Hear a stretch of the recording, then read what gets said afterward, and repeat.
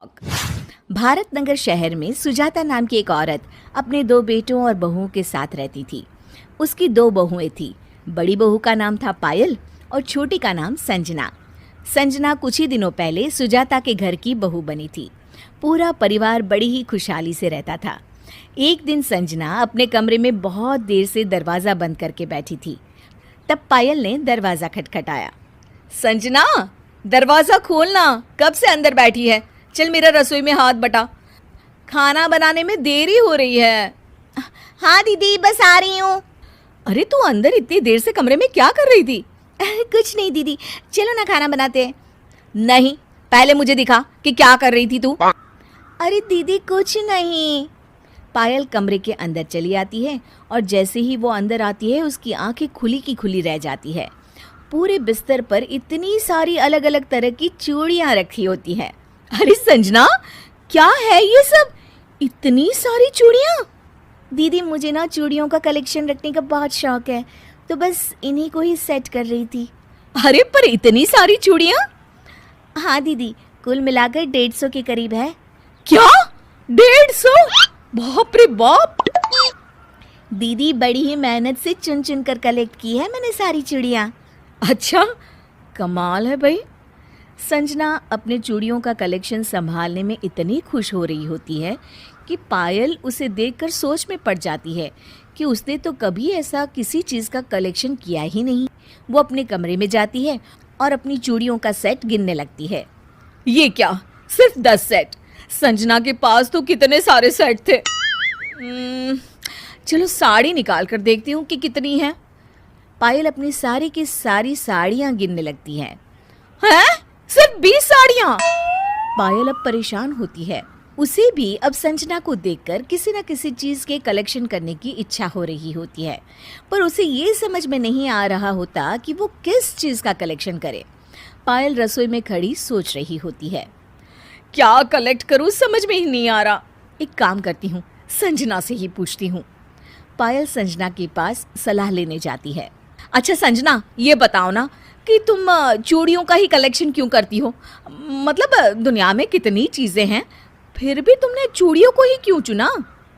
अरे दीदी, आपको जो चीज़ पसंद होती है उसी का कलेक्शन करने में ही मज़ा आता है। मुझे तो बचपन से ही चूड़ियाँ पहनने का बड़ा शौक था, इसलिए मैं उनका कलेक्शन करती हूँ। पायल को अब पूरी बात समझ में आती है। पायल का अब पूरा दिन यही सोचने में निकल जाता है कि उसे किस चीज़ में रुचि है। हाँ, याद आया। जब भी ये मेरे लिए झुमका या इयररिंग्स ले आते हैं तो मुझे बड़ी खुशी होती है। इसका मतलब कि मुझे झुमके पसंद है, मतलब कि मुझे उसी का कलेक्शन करना चाहिए।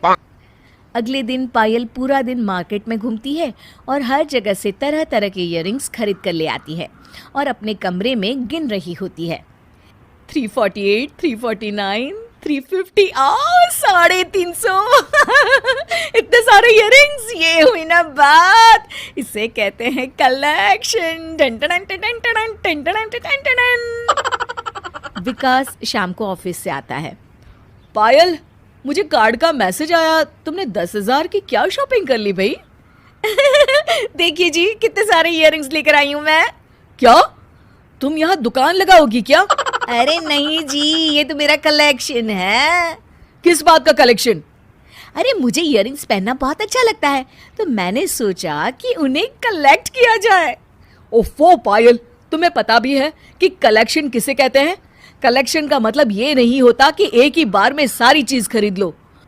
लोग सालों साल कलेक्ट करते हैं अच्छी अच्छी चीजें, तब बनता है उनका कलेक्शन। अजी छोड़िए ना, आपको तो कुछ नहीं पता। पायल वहां से चली जाती है। पहले कुछ दिन तो वो अपने इयररिंग्स को संभाल के रखती है, पर धीरे धीरे उसका इंटरेस्ट इयररिंग्स से खत्म होने लगता है। अब तो वो उनकी तरफ देखती भी नहीं है। पायल, ये अपने इयररिंग्स को साफ भी कर लिया करो, कितनी धूल जमी है इनमें। मुझसे नहीं होती इनकी बारीकी से सफाई। इतने सारे इयररिंग्स, अरे कब किसकी सफाई करूं मैं? तुम तो बड़े शौक से लाई थी इन्हें, फिर क्या हुआ? कलेक्शन करने का भूत उतर गया? हाँ उतर गया। खुश? वाह, मेरे 10,000 रुपए बर्बाद कर दिए। हाँ तो ठीक है ना, बेच आइए ये सब। मैं क्यों बेच कर आऊं? तुम बेच कर आओ, तुमने ही खरीदे थे ना। पायल और विकास की लड़ाई सुनकर सब वहां आ जाते हैं। अरे आप दोनों झगड़ क्यों रहे हैं? तुम्हारी जेठानी ने तुम्हें देखकर अपना भी इयररिंग्स का कलेक्शन रखने की सोची और अब 2 महीने से उनकी तरफ देखती भी नहीं है और मेरे पैसे भी बर्बाद कर दिए। अरे दीदी, पर आपने ऐसा क्यों किया? अरे मुझे लगा कि तू इतना अच्छा कलेक्शन करती है तो मुझे भी करना चाहिए, पर ये शौक तो कुछ ही दिन रहा, फिर तो मैं बोर होने लगी। दीदी, ये तो एक शौक है। जैसे आपको खाना बनाने का शौक है तो आपको उसी में खुशी मिलती है ना, वैसे ही मुझे चूड़ियाँ कलेक्ट करने का शौक है तो उसी में खुशी मिलती है। हम एक दूसरे को देखकर अपनी शौक तो नहीं बदल सकते ना दीदी। तू ठीक कह रही है, किसी की देखा देने में कोई शौक नहीं पालना चाहिए, लेकिन अब इन इयररिंग्स का क्या करें? चलो इसका उपाय मैं बता देती हूँ। तुम दोनों इन इयररिंग्स को अपनी अपनी सहेलियों को बेच दो, क्या पता हमें फिर बिजनेस का शौक लग जाए, हैं?